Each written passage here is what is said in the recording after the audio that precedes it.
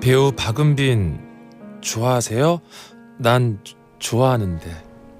배우 박은빈 씨 어서 오세요. 네, 안녕하세요. 반갑습니다. 박은빈입니다. 와, 이 느낌이 너무 신선해요 지금. 저랑 네. 한 5, 6m 정도 네. 옆 스튜디오 계신데요. 박은빈 배우님 정말 꼼꼼하시네요. 대본을 순서대로 쭉 나열해 놓으시고 크크. 박은빈 씨를 처음 이제 모셨는데 꼭 얼굴을 보여드리고 싶은 거예요. 그래서 방역이 완료된 각각의 다른 스튜디오에서 박은빈 씨와 제가 따로 또 같이 생방송 중입니다. 사실 저는 오늘 마스크를 쓰고 진행할 줄 알고 왔는데 그래서 이제 오늘 이렇게까지 또 준비를 해주셔서 지금 열심히 거울을 보고 다시 네. 들어왔습니다. 뭐 클래식도 많이 듣긴 하는데요. 드라마 촬영할 땐 사실 저는 개인 감상에 좀 방해가 될까봐 OST가 나오기 전까지는 음악을 좀 많이 안 듣는 편이에요. 오히려. 네네. 네, 저희 드라마가 응. 저도 아직 다 들어보진 못했지만 OST도 굉장히 좋을 예정이라고 합니다. 그럼요, 그러니까 그럼요. 많이 기대해 주시고 여기에서도 많이 틀어주셨으면 좋겠습니다. 이번에 저는 경영대학을 졸업한 후에 바이올린을 너무 사랑한 나머지 이제 같은 음대에 재입학을 해서 굉장히 바이올린을 잘하고 싶어하는 열정 넘치는 늦깎이 대학생 4학년 네, 졸업반을 앞둔 그런 학생입니다. 아, 말씀을 너무 그죠? 또박또박 논리정연하게 잘하시는데 한 8, 9곡 배웠고요. 네. 네, 이제 한 8곡 정도 아마 방송에 나가지 않을까 어머머. 싶은데 그렇다고 제가 막 완곡을 길게 하는 건 아니고 그 필요한 부분 이렇게 방송용으로 예.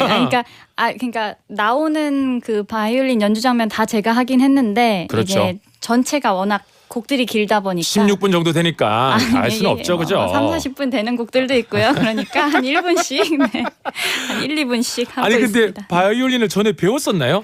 어렸을 때 조금 인연이 있었어요. 조금 그리고 또 했군요. 대학교 때도 저 바이올린을 좋아해서 또 오케스트라 동아리에 잠깐 이제 들었다가 또 휴학을 했기 때문에 또 멀어지기도 하고 그랬었습니다. 그래요. 송아가 일단은 착한 친구예요. 굉장히 배려심 많고 또 뭐 사려 깊고 또 주위 사람들을 먼저 생각하는 그런 친구다 보니까 저는 당연히 친구가 됐을 것 같아요. 또 송아에 뭔가 그런 좀 안쓰러운 면이 있거든요. 그래서 박은빈이라면 송아를 먼저 알아보고 좀 챙겨주지 않았을까라는 생각으로 함께 연기하고 있습니다. 아 근데 옆에 있으니까 네. 오히려 더 긴장이 되면서 우리끼리 네. 호흡이 더 탕탕 좋은 것 같은데요? 네. 정말이요. 예, 저는 약간 좀 떨어져 있어야 되나 봐요. 근데 너무 만나 뵙고 싶었어요. 저도요. 작가님께서 조금 인연이 있으신 것 같아서 같이 이제 갔었는데 손여름 씨 연주회가 그 저희 드라마 주요 테마로 쓰일 그런 슈만의 곡들로 채워진 공연이었어요. 마침 그래서 보고 왔습니다. 지금 손여름 씨의 피아노 연주곡이 흐르고 있습니다. 이 곡이 뭔지 아시겠어요? 슈만의 트로이 메라이입니다. 자, 그럼 브람스의 러브스토리 들어볼게요. 어떤 얘기죠? 박은빈의 오디오북. 야, 목소리 느낌 너무 좋은데요. 감사합니다. 근데 매번 이렇게 아침마다 이렇게 하시기 너무 힘드실 것 같아요. 네, 안 하겠다는 뜻이에요? 아니요. 제가 생각보다 올빼미형이어가지고요. 밤 시간대가 있잖아요. 밤 시간대. 죄송한데 제 시간대가 아니었어요. 네네네. 그럼요. 아니 목소리가 좋아서 약간 심야 시간대가 더 어울릴 것 같아요. 정말요? 정말 대단한 순정이자 수뇌부라고 생각하는데요. 아마 짝사랑을 평생 했기 때문에 행복한 순간도 많았고 불행할 때도 있지 않았을까 싶어요. 그렇죠. 두 가지 감정이 아마 다 공존하지 않았을까 싶네요. 그럼 지금부터 배우 박은빈 씨를 좀 더 알아가는 시간을 가져볼까 하는데요. 일명 박은빈 사전입니다. 출발할까요? 박은빈 사전 첫 번째 단어는 딕션입니다. 박은빈에게 딕션이란? 기본. 기본. 베이직. 두 번째 단어는 심리학입니다. 박은빈에게 심리학이랑? 전공. 박은빈 사전 세 번째 단어는 생각노트예요. 캐릭터. 네, 이게 아무래도 제가 생각하기에 배우는 아무래도 내용과 감정을 전달을 해드려야 되는 거잖아요. 그래서 아무래도 발음이 잘 들려야 좀 들으실 때 뭐라고 한 거지? 라는 생각이 안 드시게끔 좀 기본으로 갖춰야 되지 않을까 생각해서 좀 신경 쓰는 편이에요. 지금은 괜찮아졌는데 언젠가 한번 포유류라는 단어가 어렵더라고요. 그래서 왜 안 되지? 포유류 약간 이랬던 기억이 나요. 유류 그죠? 네, 떨어져 포유류. 있고. 저도 기본을 지키도록 하겠습니다. 대학교 때 전공이 심리학과랑 또 복수 전공으로 신문방송학과를 같이 하긴 했는데 어찌됐든 심리학이 주 전공이었습니다. 그러면 심리학이 연기학이랑 상관이 있나요? 많죠. 일단 저는 저의 개인 인생 저라는 사람에 대해 이해하는데 많이 도움이 됐다 보니까 그게 조금 타인을 이해하는데도 또 영향을 미치고 또 더 나아가 캐릭터를 이해할 때도 좀 도움이 되는 그렇죠. 것 같아요. 이게 뭐 캐릭터 노트라고도 저는 하는데요. 이제 캐릭터에 관련된 그 작품을 준비할 때 그런 설정이라든지 저만의 생각들을 적어요? 담아놓는 노트예요. 저 마지막에 썼던 내용이 그 이제 송아라는 캐릭터에 대해서 제가 연기를 하다가 문득 느꼈던 게 송아가 되게 자기의 부족함을 잘 아는 사람이지만 주위한테 먼저 도움을 청하기보다는 되게 자신의 가능성을 믿고 좀 미약하더라도 부딪혀볼 줄 아는 사람인 것 같아서 뭔가 자기의 뭔가 가능성을 뭐 향해 가는 되게 노력가라는 생각 그런 거를 써놨던 것 같습니다. 자, 그럼 이제 3부 마칠 때가 됐는데요. 여기서 검색 퀴즈 드릴까요?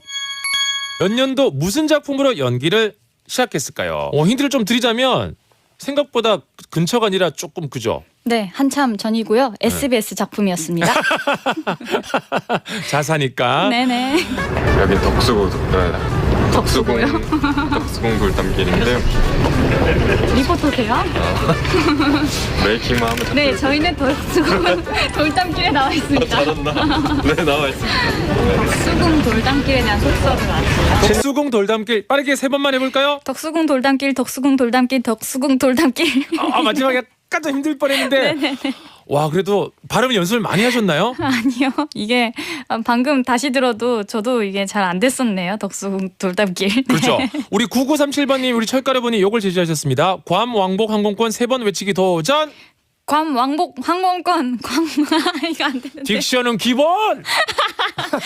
기본에 더 충실하도록 하겠습니다. 예, 아니, 죄송합니다.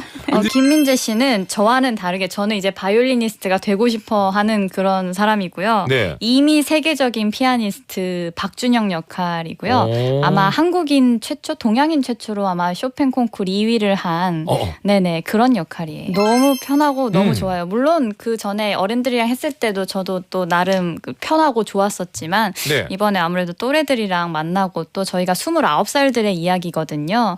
그렇다 보니까 좀 청춘의 한복판에 있는 사람들로서 많이 공감이 가는 것 같아요. 저희 드라마가 제가 생각하기에는 막 로맨스만 있는 드라마라기보다는 인생이 담겨 있다라고 생각하고 있어요. 그래서 사람들의 이야기다 보니까 기대됩니다. 네, 많은 분들이 보고 위로를 받지 않으실까 생각하고 그렇습니다. 있어요. 일단은 딱 얘기를 듣는 순간 그것도 역시 SBS였는데요. 비밀의 문 할 때 한석규 선배님 앞에 있으면 저절로 연기가 잘 되는 느낌을 받았었어요. 그래서 너무 감사했고 또 저의 시아버지 역할이셨었거든요. 그래서 제가 해경궁 홍씨로서 되게 몰입을 하면서 즐겁게 촬영을 했던 기억이 납니다. 서 있기만 해도 연기가 잘 되는 배우 선배님이 있군요. 네네네. 그 이제 정말요. 한석규 선배님. 네네. 남궁민 씨는 아니었나 봐요? 아니요. 남궁민 오빠는 너무 좋은 분이셨고 워낙 열정과 그 성실하심이 정말 이 맥스 정말 최대치에 가 있으신 분이라 네. 보면서 참 즐거웠습니다. 그렇군요. 검색 퀴즈 아까 냈잖아요, 박은비 씨. 네네. 아무것도 안 했어요. 예. 사실은 아까 이미 출연만으로 이미 박은빈 실검 1위를 달리고 있었습니다. 어머. 이미 1위 했는데 감사합니다. 직접 얘기해 주시겠습니까? 바로 1998년 SBS 드라마 백야 3.98이었습니다. 제가 이때 97년도부터 사전 제작을 해서 아마 6살 때 촬영하고 7살 때쯤 방송에 나갔던 것 같아요. 일단 박상원 선생님이 아빠셨고 최민수 오빠, 심은아 언니, 이병헌 오빠, 이정재 오빠 이렇게 나왔었어요. 그래서 라인업 한번 보세요. 네, 저랑 같이 또 촬영을 했던 기억도 나고 또 되게 제가 어렸다 보니까 많이 예뻐해 주셨었어요. 그래서 되게 목마 항상 태워주시고 그랬던 기억이 납니다. 일상 기억은 잘 안 나고 오히려 촬영을 했던 그때 당시의 기억은 되게 생생하게 나더라고요. 아마 제가 특별한 경험이라고 생각해서 그거를 좀 기억을 계속 하고 있는 것 같아요. 박상원 선생님은 아직까지도 제가 박상원 아빠라고 불렀었었고요. 그때 한번 아빠의 인연이. 네, 그리고 이병헌 오빠도 그때 당시에는 오빠였기 때문에 오빠라고 불렀던 기억이 납니다. 철파임 제작진이 박은빈 씨의 연기를 짤막하게 모아봤다고 하는데 이거 한번 들어볼게요. 일명 이 아이는 자라서 박은빈이 됩니다. 어려서 큰 병을 앓은 적이 없느냐고 물었다. 예, 마마. 송지현은 왜 남자한테 인기가 없나? 이 모습이야. 몸매 출처. 시선까지 탑재했는데 왜?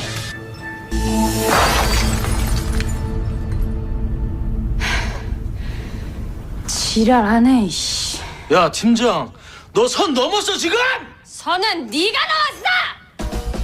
2001년도에 한 명성황후라는 작품이었습니다. 네. 제가 이미연 언니 명성황후님의 이제 며느리 세자빈 역할이었어요. 네, 근데 이제 촬영장은 익숙했지만 그 사극은 처음이었는데요. 네. 이때의 기억이 굉장히 좋게 남아서 이 이후로도 연이 계속 닿아서 사극을 많이 했던 기억이 나네요. 네. 근데 아까 처음에 예 마마 할 때 본인이 막 좀 쑥스러워하고 하셨는데. 아, 너무 애기 목소리였고 그쵸. 이때 아마 삼간택 중이었던 것 같아요. 그래서 이제 저도 그 며느리로서 이제 면접을 보던 장면이라 네.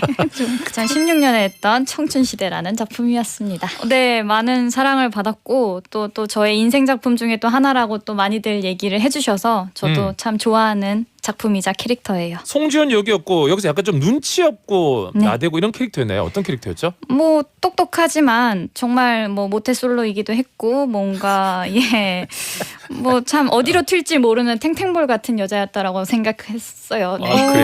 저의 정말 친한 친구들은 너한테 이런 모습이 없는 건 아니야. 너를 부정하지 마 이러던데 저는 사실 내면 연기를 위주로 해왔기 때문에 좀 밝은 캐릭터가 좀 목마르긴 했었어요. 그렇지만 이렇게까지 송지원처럼 저 끝까지 가 있는 캐릭터는 정말 처음이라 저한테도 많은 도전이었고 또 하면서도 또 즐겁기도 하고 그랬어요. 참 즐겁다는 얘기인데 연기자들 네. 그럴 때 좋을 것 같아요. 안 해봤던 것도 해보고 진짜 도전해보고. 좋은 것 같아요. 그래서 아까 좋은 직업인 것 같아요. 제가 유리잔을 언제 깨보겠어요. 근데 이제 던지는데 이게 재미가 있더라고요. 그래서 여러 번 던지고 싶었는데 왜냐하면 유리잔도 많이 준비되어 있다 그러셨는데 네. 제가 다칠까봐 이게 그냥 이렇게 좀 그 한 번만 제대로 깨고 나머지는 그냥 모션만 하셔도 된다 해서 내심 아쉬웠던 기억이 나요. 원신 오케이 한 번에 끝? 네, 그때 던질 때는 한 번에 한 거를 네. 방송에 써주셨어요. 아 그렇군요. 아마 그 송아는 이런 얘기를 하지를 못할 것 같은데 그러면 송하기 전에 네. 먼저 스토브리그의 정말요? 이세영 팀장은 어떻게 했는지 그때 그 느낌 할 수 있을까요?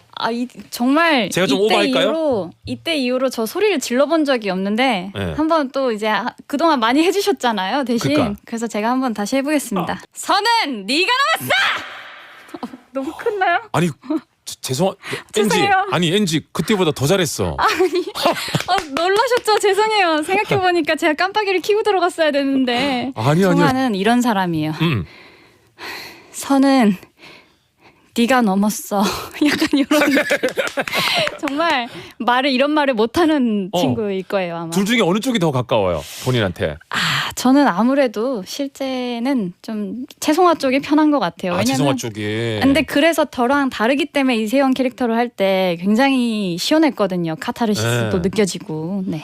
자 이제 노래를 한 곡 듣고 올게요. 노래 듣는 동안 이런 공감 문자 한번 받아볼까요? 현실에서 외쳤거나 외치고 싶었던 탄산 어록들 요거 공개해 주시겠습니까? 네, 구내 식당에서 밥 먹고 나면 식판을 치워드려야 하고 사무실에 가자마자 커피를 타드려야 하는 부장님께 매일 마음속으로만 외쳤던 말이 있어요. 너는 손이 없냐 발이 없냐?